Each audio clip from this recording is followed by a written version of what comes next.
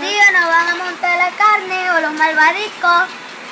Primero vamos a esperar que la madera queme bien.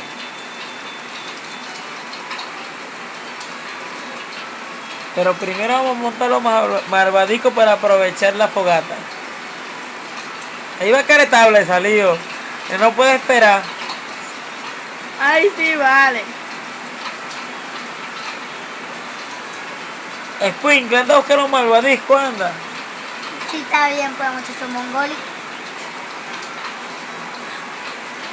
Bueno, chicos, vamos a esperar que la leña se haga brasa para montar la carne. Ya que no quieren hacer los malvadiscos. Mira la leña, ya te está sacando el dedo, Lucy. Ay, sí, está bien, pues.